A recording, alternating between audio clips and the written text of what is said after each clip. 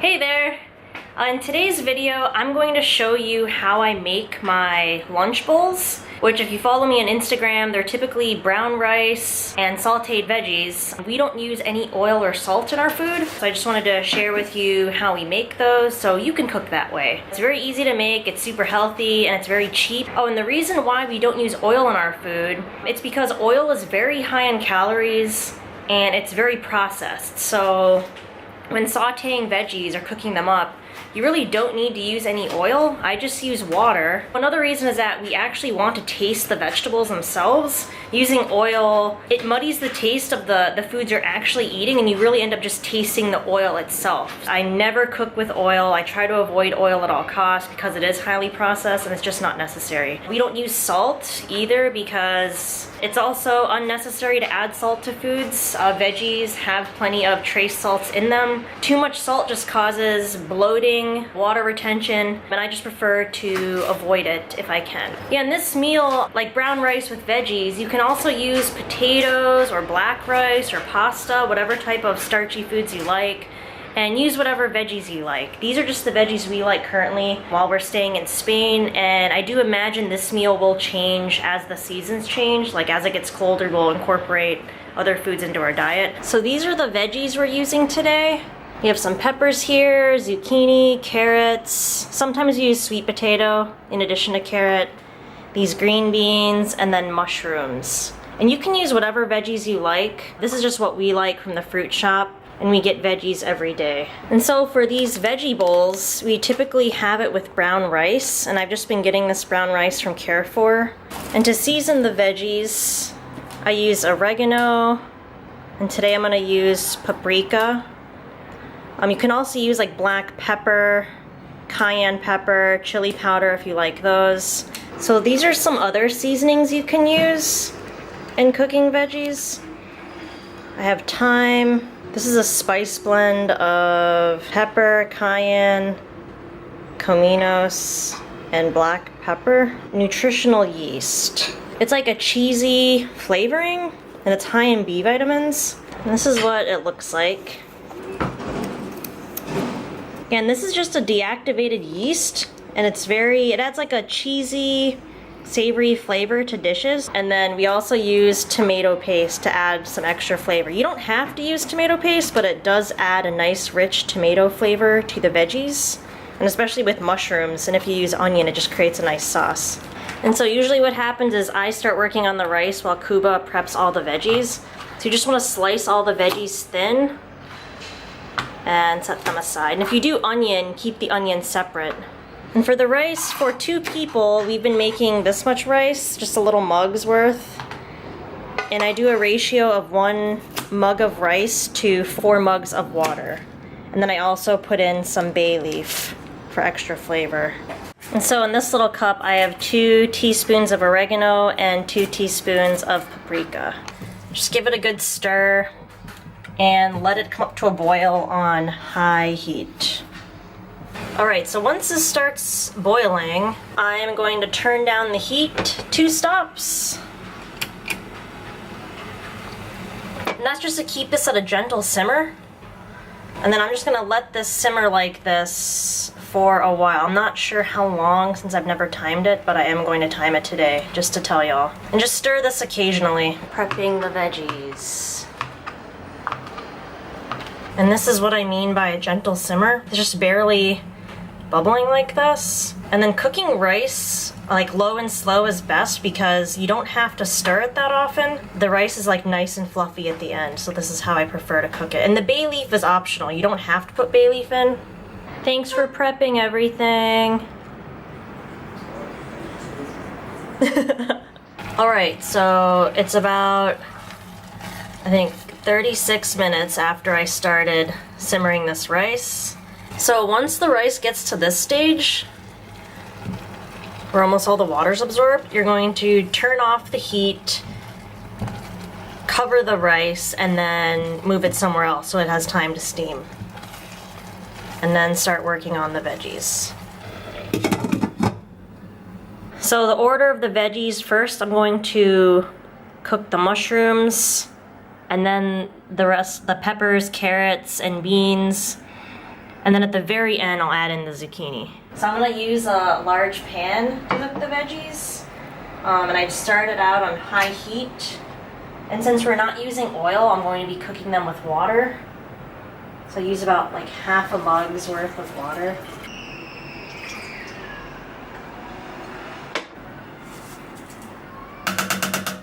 And I'm gonna add the tomato paste in the beginning too. And if you are using onion, I would add them in this stage as well, just to cook them a little more. And I think we normally use about half a can for lunch, so just use however much you like. But this is really good. And I always add in some water and mix it up to get it all out of there. Yeah, the tomato, I think it's really key, isn't it? It makes it taste nice. Yeah. Onion's nice too, but we don't have it every day. Because it makes us smell like onions. And then I'm just gonna add in the rest of this juice too. You don't have to worry about adding too much water because it'll just cook off. Mushrooms! And these will shrink down a lot and give off a lot of liquid. So I put them in first, cook them for a little bit, and then I add the other veggies. It's getting saucy in here. Yum. So they've shrunk down a bit. So that makes room for our veggies. And I know they say you're never supposed to overfill the pan, but I seriously overfill the pan every time I cook, and it turns out fine.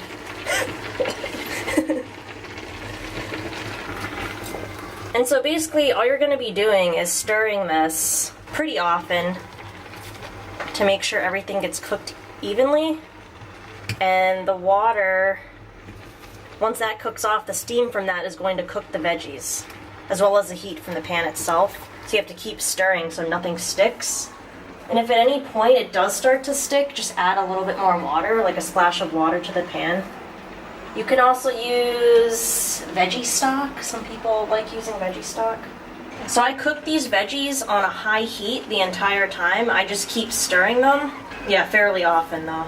And the reason why I don't add zucchini in right away is because zucchini cooks very quickly.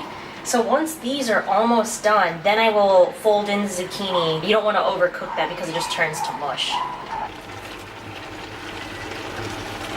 And the thinner you cut things, the faster they will cook. Yum.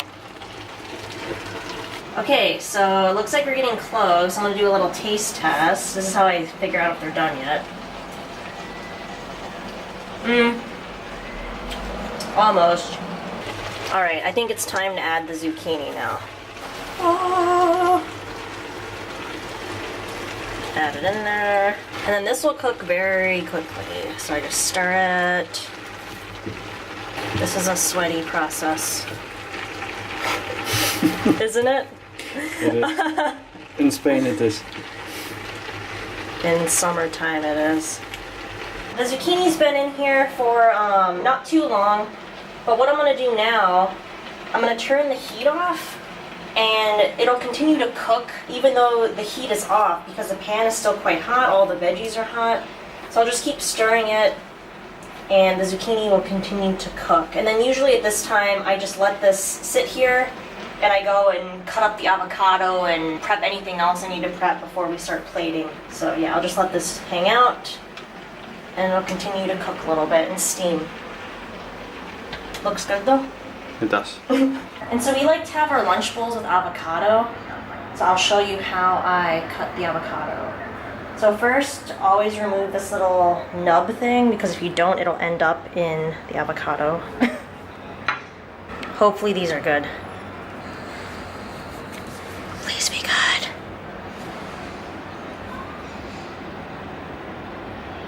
Let it go through.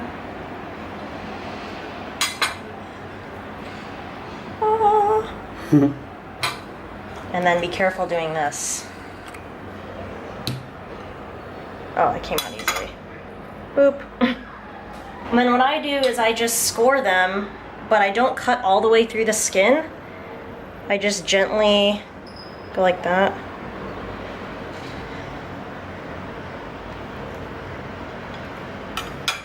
And then I'll put a squeeze of lemon on there. And then this just makes it easier for removing. You just take a spoon and just go, you know, through it and pop out the avocado pieces.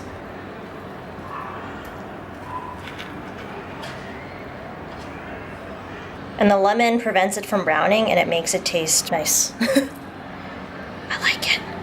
So don't forget to put this in the compost pile because you don't want to be eating a bay leaf. It's nasty. Ah, look how fluffy this rice is. It's nice having a helper.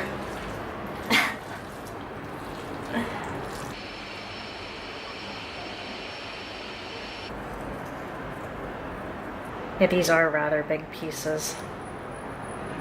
But what can I do?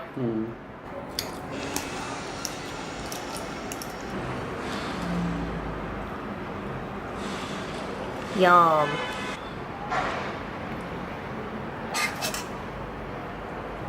Delicious. That's a little spicy.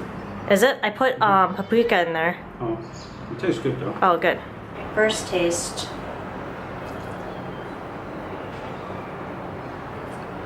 Mmm. Really good. Oh, it is a little spicy. Uh-oh.